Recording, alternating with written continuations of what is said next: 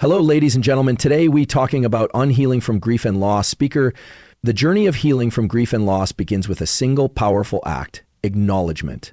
Not intellectual understanding, not avoidance masked as strength, but a deep emotional recognition of what has been lost and how profoundly it has affected you. Most people rush past this step. They distract themselves, drown in work, turn to noise, or try to numb the feeling altogether. But pain that is buried does not disappear. It waits. It embeds itself in the body, in the nervous system, in your daily behaviors, and sometimes even in your sense of self. That is why the first and most essential step toward healing is to stop, turn toward the pain, and say to yourself, this hurts. This mattered. Grief is not just emotional. It's biological. When someone or something precious is taken from us, the brain's threat detection system is activated. We feel unsafe, even if no physical danger exists. The prefrontal cortex, the part of the brain responsible for logic and planning, often goes offline during periods of intense grief. The limbic system takes over, flooding us with emotion. Tears, tightness in the chest, loss of appetite, insomnia. These are not signs of weakness. They are the body's natural responses to an unnatural loss. It's not your fault. It's your biology. This is why acknowledging the pain is not only about saying it aloud. It's about giving the body permission to experience it. This could mean crying without apology, sitting in silence without trying to fix anything, admitting to a friend, I'm not okay right now. It could also mean journaling, where the hand writes the words the mouth cannot speak, or staring out a window with no agenda, letting the ache move through you like a storm. These small, raw acts are not passive. They are brave. They are the acts of someone meeting themselves where they are, not where they wish they were. For many, especially those who have been conditioned to stay strong, the instinct is to minimize the pain, to say, it wasn't that bad, or other people have it worse. But comparison does nothing to soothe the soul. Your grief is valid because it is yours. No scale can measure emotional weight. What broke your heart doesn't need to be justified. It simply needs to be felt. There is also a form of grief that often goes unnamed, ambiguous grief. This happens when the loss isn't final, like losing someone to addiction, mental illness, or emotional distance. Or when you lose a version of yourself who you were before the diagnosis, before the trauma, before the world shifted. In these cases, acknowledgement becomes even more essential, because without naming the loss, you cannot begin to process it. You're stuck in an invisible mourning. And invisible wounds take the longest to heal because no one sees them. Not even you. Another barrier to acknowledgement is guilt. Sometimes in the wake of loss, people feel guilt for surviving, for laughing again, for moments of relief. Others feel guilt for not doing enough, not saying the right thing, not being there when it mattered most. But guilt is not the same as grief. It is often a mask for love, a distorted way the mind tries to maintain a connection to what was lost. Recognizing this can be painful, but also freeing. You're allowed to grieve and forgive yourself at the same time. One of the hardest things to do in this process is to sit with the realization that nothing will ever be exactly as it was. The world has changed. You have changed. And while others might move on quickly, your timeline is your own. There is no fixed calendar for healing, no universal path. But what is universal is the need for honesty. Grief ignored becomes grief prolonged. But grief acknowledged, grief looked at clearly, even if briefly, becomes something else. It becomes bearable and eventually transformable. Acknowledging pain is not the same as surrendering to it. It's about removing the mask, giving yourself the dignity of truth, saying without shame, this loss shook me. This pain is real, Because only when you acknowledge what is broken can you begin to understand how to live with the cracks. When we experience grief and loss, the impact is not just emotional or psychological. It is physiological. The body reacts as if it is under threat. Our nervous system, particularly the autonomic nervous system, which regulates stress responses, begins to shift into high alert. This is not a conscious decision. It's a deeply ingrained survival mechanism. The brain, especially the amygdala and hypothalamus, interprets loss as danger, triggering the release of stress hormones like cortisol and adrenaline. These hormones were designed to help us run from predators. But in the modern context of emotional pain, they keep us in a constant state of vigilance, anxiety, and exhaustion. That's why in the midst of grief, we often find it hard to sleep, hard to eat, and even hard to breathe deeply. The nervous system does not distinguish between emotional and physical threat. It treats them similarly. So when someone we love is taken away or a life-altering event occurs, the body goes into a protective mode. This might manifest as shallow breathing, muscle tension, racing heartbeats, or digestive issues. It's why even thinking about the loss can bring a flood of symptoms that feel overwhelming. To begin healing, we must focus not only on the mind, but on the body. Specifically, we must create conditions of safety, true, felt safety, for the nervous system to begin regulating itself again. Feeling safe does not mean pretending everything is okay. It means creating an environment and routine that sends signals to the brain that it's no longer under threat. This process is often overlooked in conversations about grief, but it's essential. One of the most accessible ways to begin this is through the breath. Deep, slow breathing, especially through the nose and into the belly, activates the parasympathetic nervous system, often called the rest and digest system. This calms the body, lowers the heart rate, and signals to the brain that the danger has passed. Breath becomes a bridge between the conscious mind and the subconscious survival system. Another powerful signal of safety is light. Specifically, natural light in the morning helps regulate the circadian rhythm, which is often disrupted during grief. Exposure to sunlight within the first hour of waking can help balance mood, improve sleep, and reduce anxiety. Movement, too, plays a role. It doesn't have to be intense. Gentle walking, stretching, or even standing outside barefoot can reconnect the body with the present moment. These are not just wellness tips. They are strategies for nervous system repair. Touch is also fundamental to restoring safety. Whether it's the comfort of a warm blanket, a pet curled by your side, or the embrace of someone you trust, physical connection helps calm the brain. It's been shown that safe, nurturing touch reduces cortisol and increases oxytocin, a hormone linked with connection and healing. In the aftermath of loss, many people isolate themselves, not out of choice, but because their systems are overwhelmed. But isolation, while sometimes necessary in short periods, can deepen the sense of threat. Reconnecting safely, slowly, with trusted others can help remind the nervous system that it is not alone. Even the sounds we surround ourselves with have an effect. Loud, chaotic environments can intensify stress, while calm, rhythmic, predictable sounds like rain, ocean waves, or soft music can be grounding.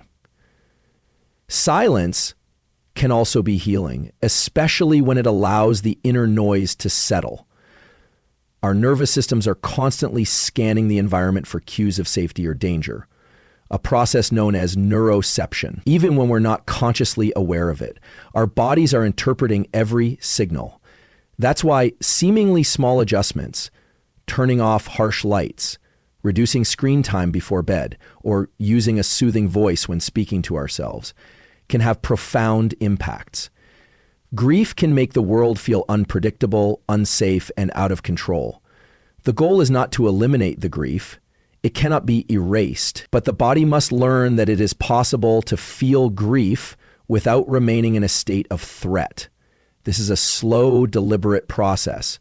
It begins by becoming aware of what your body is experiencing and giving it what it needs to feel protected. Sometimes that means rest. Sometimes it means rhythm and routine. Sometimes it just means permission to stop pretending and to simply be exactly where you are. When your body begins to feel safe again, your mind can begin to process the grief instead of constantly reacting to it. Grief does not follow a straight line. It doesn't operate according to a calendar, a checklist, or a predictable sequence. One day you might feel calm, almost functional, as if some part of the weight has lifted. The very next day, or even the next hour, you could feel like you've been knocked back to the beginning, flooded with memories, emotions, or a sudden wave of emptiness that seems to come from nowhere. This is not a failure. It's the nature of grief. It moves in spirals, in loops, in unpredictable waves.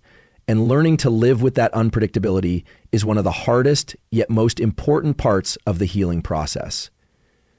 Many people struggle with the idea that grief can return without warning.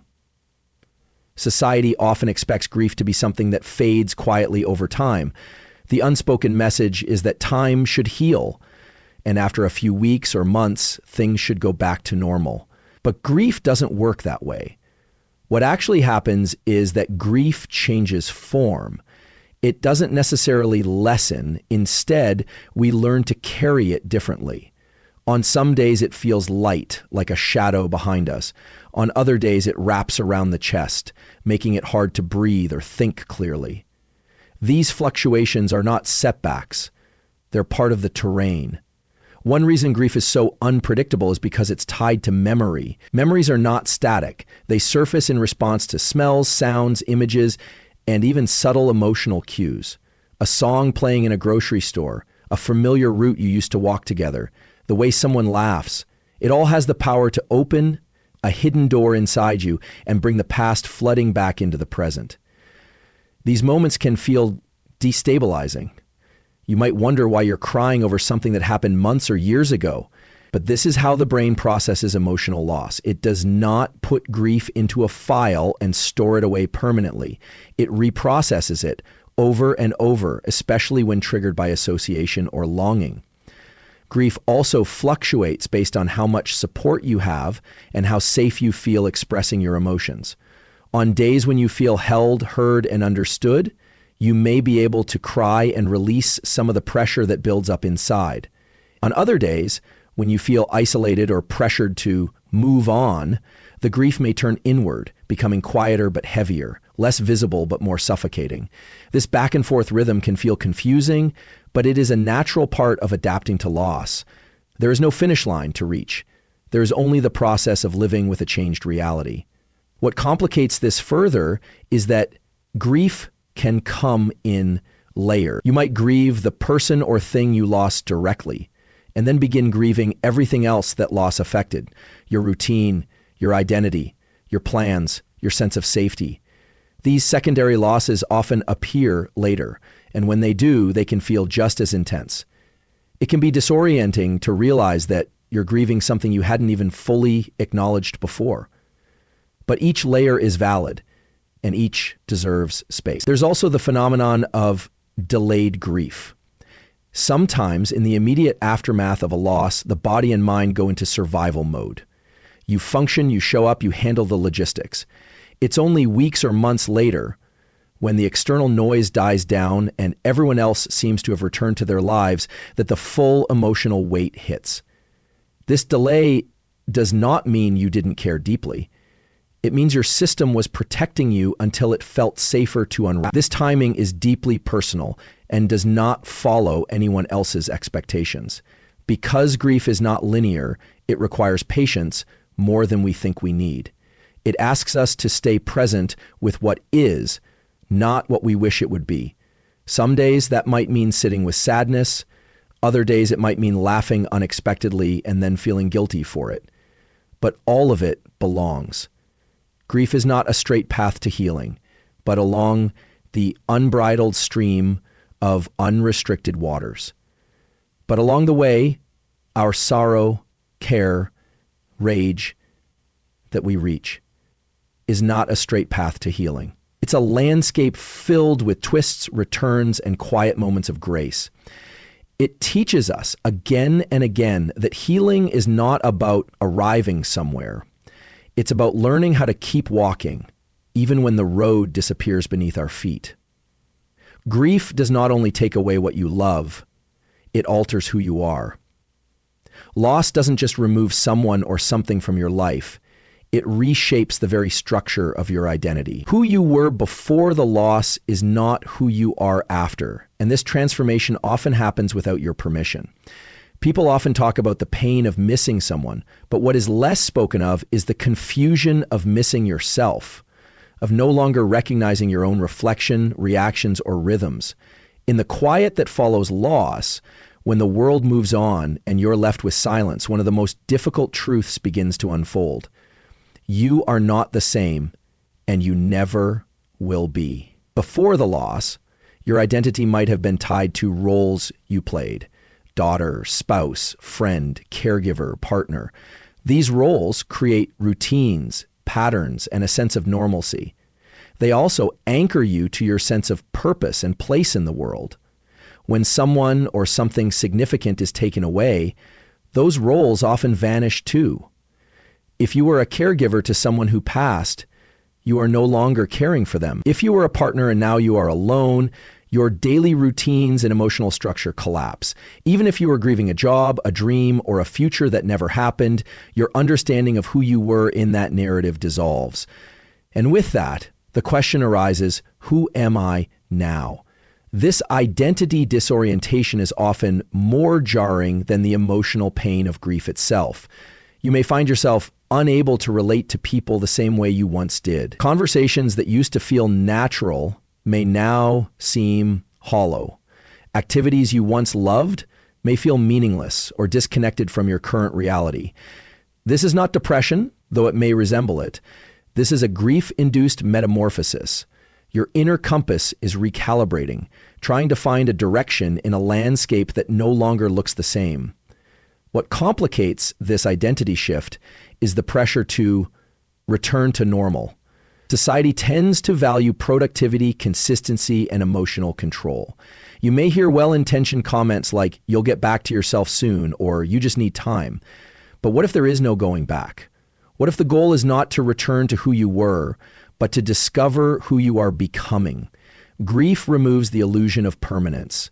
It reveals how much of our identity is built on connections.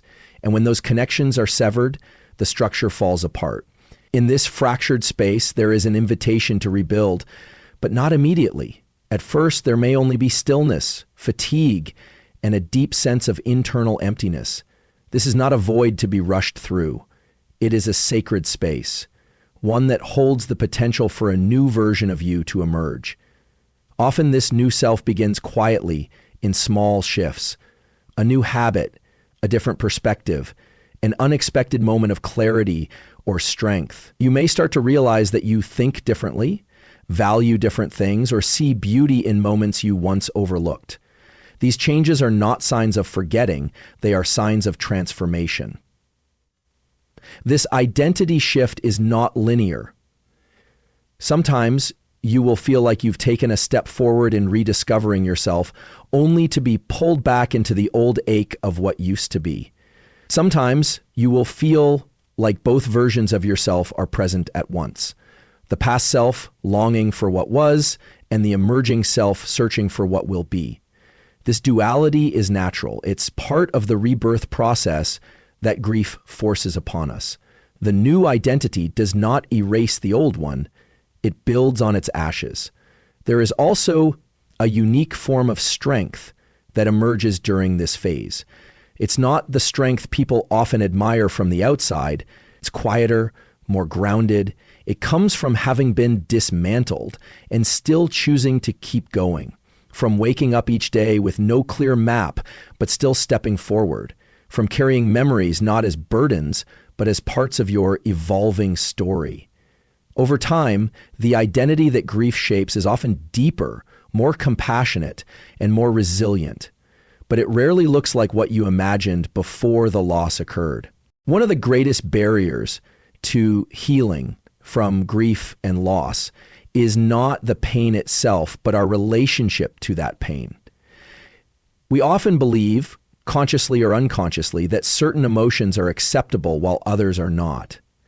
We might give ourselves permission to feel sadness, but not anger. We might tolerate loneliness, but feel shame for moments of relief or laughter. This emotional censorship is not natural. It's learned. From a young age, many people are taught to regulate or hide their feelings in order to be accepted. As adults, this conditioning can become a wall between us and our own healing. Grief demands that wall come down because grief cannot be compartmentalized. It arrives in waves, often unpredictable, and brings with it the entire spectrum of emotion. To truly heal, you must allow yourself to feel without labeling your emotions as good or bad, right or wrong. You may cry at unexpected times or find yourself emotionally numb when everyone expects you to be devastated. You might laugh in the middle of your mourning or feel rage at the people you love most. Every one of these emotions is part of the natural process of loss. They are your body and mind's way of trying to understand something that cannot be fully understood. When you suppress or judge these feelings, you don't erase them. You just bury them deeper, where they continue to influence you from the shadows. Allowing yourself to feel without judgment means offering yourself a safe internal space. It means becoming your own witness rather than your own critic. When grief brings tears, you don't tell yourself to stop crying. You let the tears come because they are carrying something out of you. When it brings silence or stillness, you don't shame yourself for not doing enough. You recognize that your system may be conserving energy to survive an emotional storm. When it brings anger, you don't scold yourself for being ungrateful or unkind. You listen to what that anger is protecting. Every emotion has a root, and most of the time, that root is pain that simply wants acknowledgement. There is often a strong temptation to avoid difficult emotions by staying busy, numbing out, or intellectualizing your experience. While distraction can offer temporary relief, it also delays the deeper processing that grief requires. Some people become highly functional during grief, diving into work or caring for others, only to find that their own feelings eventually erupt in unexpected or uncontrollable ways. Others may retreat completely, overwhelmed by the flood of internal sensation. Neither response is wrong, but both require compassion and awareness if healing is to take place. Part of feeling without judgment also means resisting the pressure to perform grief in ways that others expect.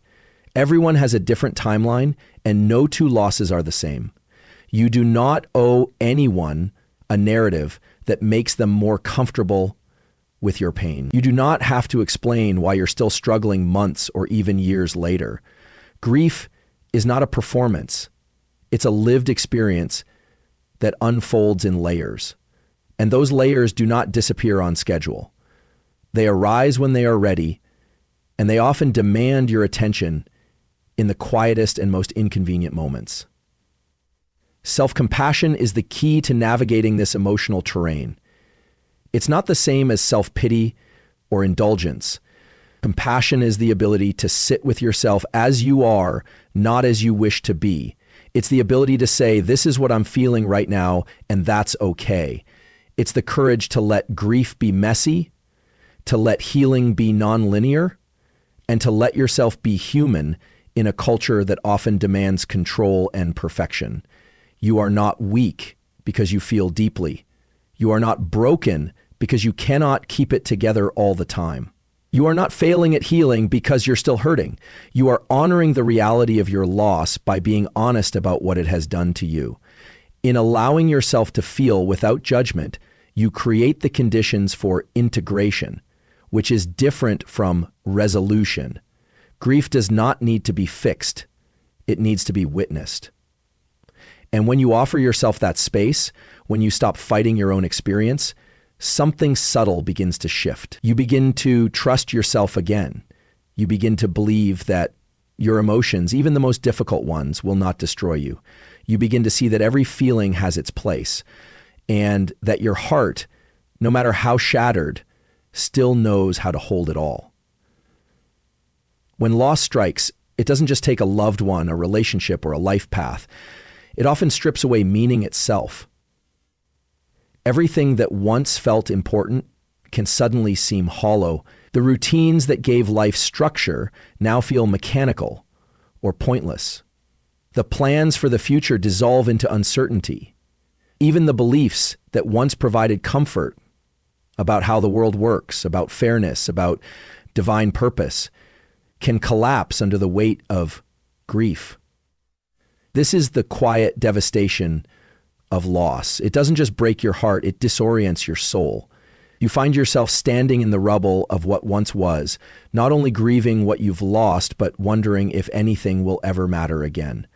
Rebuilding meaning is one of the most delicate and personal aspects of the healing journey. It can't be rushed or forced. It can't be borrowed from someone else. And it doesn't come with clarity or confidence at first. In the beginning, there is only a sense of emptiness where purpose used to live. The things that once brought you joy may now feel unreachable. The people who care about you may seem like they're speaking a different language. Still, grounded in a reality that no longer includes the loss you carry. This gap can feel endless. But slowly, through the haze, new threads of meaning can begin to appear, not to replace what was lost, but to support what remains. One of the first signs of this shift often comes in small moments. A meaningful memory that doesn't cause as much pain as it once did. A sunrise that catches your attention for the first time in weeks. A fleeting desire to create something again. These moments may seem minor, but they are foundational. They are indicators that your spirit is beginning to re-engage with the world, not in the same way as before, but with new depth. Grief, when given time and space, can awaken a profound sense of presence. You become more attuned to the fragility of life, more appreciative of quiet beauty, more willing to embrace honesty over performance. This presence is not naive. It is forged in suffering, and that gives it weight, meaning after loss often grows from connection.